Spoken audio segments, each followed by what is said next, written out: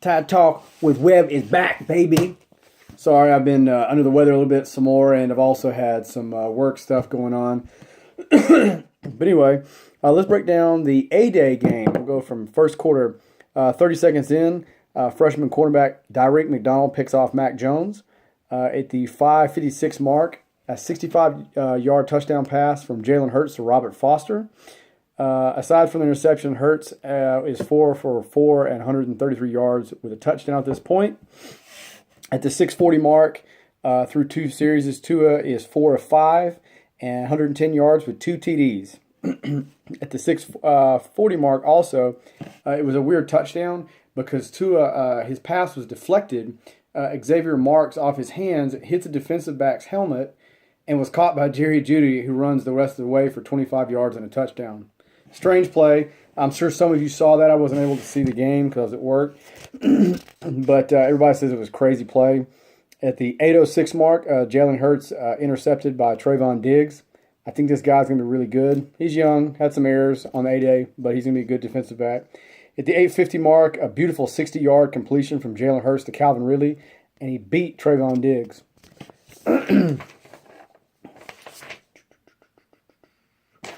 Second quarter, 0-0. J.K. Scott hits a 38-yard field goal as time expires.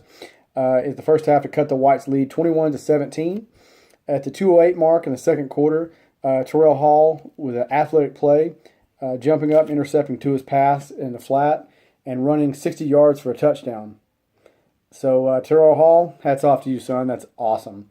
At the 5:07 mark in the second quarter, Jerry Jeudy has 4 catches, 115 yards, and 2 TDs. Tua is 7 for 10, 190 yards with 3 touchdowns and no interceptions at that point. Third quarter. At the 42-second mark, Aaron Robinson got hurt making him tackle on TJ Simmons and had to be helped to the locker room. I don't think that's a really serious issue. Also at the 42nd, TJ Simmons had a game-high 6 catches, 82 yards, and a TD at that point. At the 2-minute in the third quarter, Jerry Jeudy is up 5 catches, 134 yards with 2 TDs.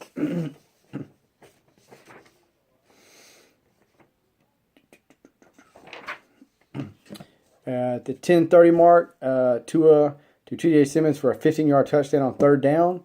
At the 12:10 mark in the third quarter, 23-yard completion from Tua Tagliavoa, if I'm saying that right, to Jerry Jeudy, and a 19-yard run from Najee Harris. At the 13-minute mark, Xavier Marks is back as a punt returner. They say this guy's really fast. He's going to be really good. Just a little green. At the 13:32 mark, Quillen Williams with a sack on third down. At the 15-minute mark, 2 kick returns for the white team are Xavier Marks and Trayvon Diggs. Sorry, these are out of order. I apologize. Fourth quarter, J.K. Scott with a game-winning field goal as time expires. 27-24. At the 1:14, J.K. Scott, he missed a 45-yard field goal, still tied at 24 at that point. Jalen Hurts with a game-tying touchdown to pass to Calvin Ridley, beating Trayvon Diggs. The 9:37 mark, Mac Jones picked off by Levi Wallace. The 12:15 mark, Keith Holcomb has 7 tackles and 2 sacks. At the 13:54 mark in the fourth quarter, J.K. Scott makes a short field goal to push the Whites' lead 24-17. So you can see that there are a lot of offense in this game. A lot of offense, a lot of missed plays and different things. Like I said,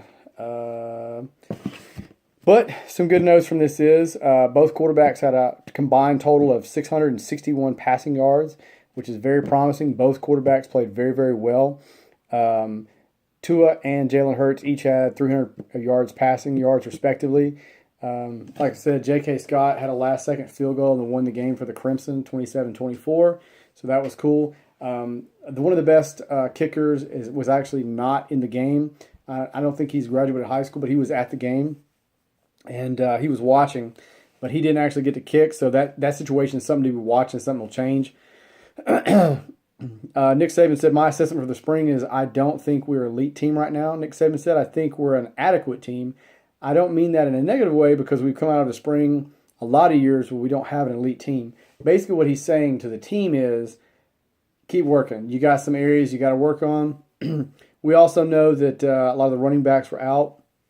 Robert Foster had a great day. I think this is going to be his year to come out. He had 2 catches, 115 yards, a very good game. Like I said, Tua had 315 passing yards. He was 18 for 34 with 3 touchdowns. Hurts was 16 of 25 with a 301 yards, 2 scores, and an interception.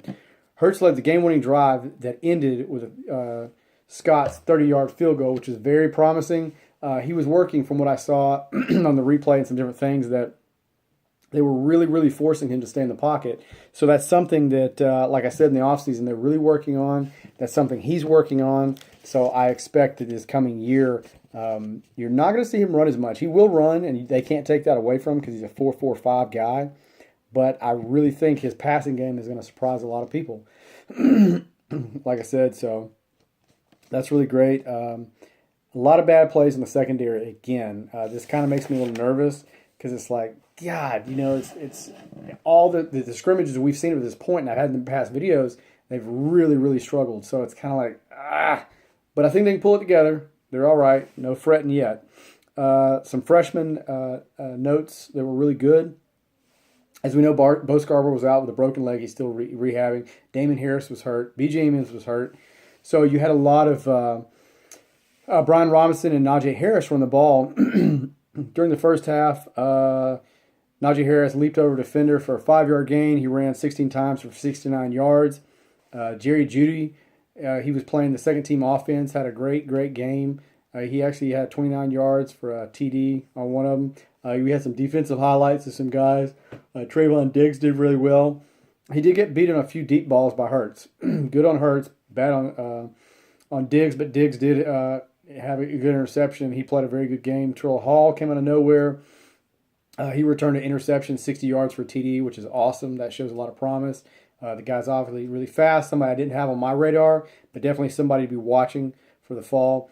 Like I said, Derek McDonald had an interception off freshman Mac Jones in the second pass of the afternoon. He did very well as far as freshmen go. Nick Saban had some words and comments on A-Day. Said Jalen Hurts is much improved at being a pocket passer, like I said he was going to be early in the year. Standing in the pocket, making reads, throwing accurately. He doesn't look as nervous, or it doesn't look like he's taking as much time to make his progressions. Saban said, I'm sure he can play a lot better. We can play a lot better in their secondary. I've been saying that since spring started. Saban said freshman Brian Robinson did a very good spring. Najee Harris made progress throughout the spring, as we saw and as we were showing and seen in all the spring practices. Saban had a comment on the big pass plays. He said, since we're playing against each other, I have mixed emotions. Said he was happy for the guys making the plays, while at the same time wondering why the defensive backs gave up all these plays.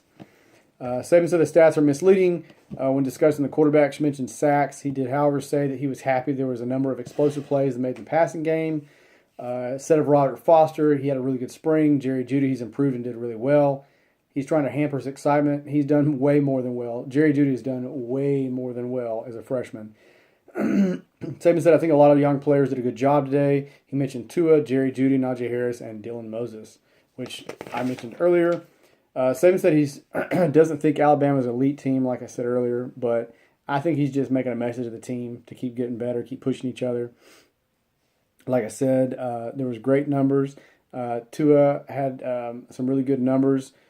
He had some passes of 17, 29, and scored 3 of those times. He scored 3 TDs, so hats off to that young man.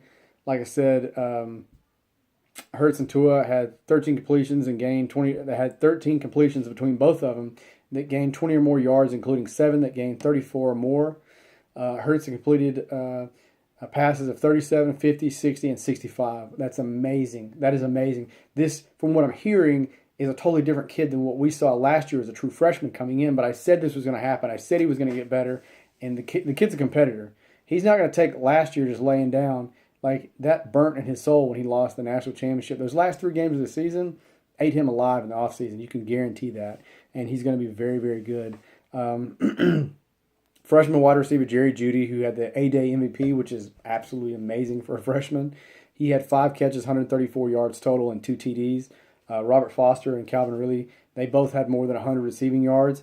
Foster posted two catches for 150 yards and a touchdown.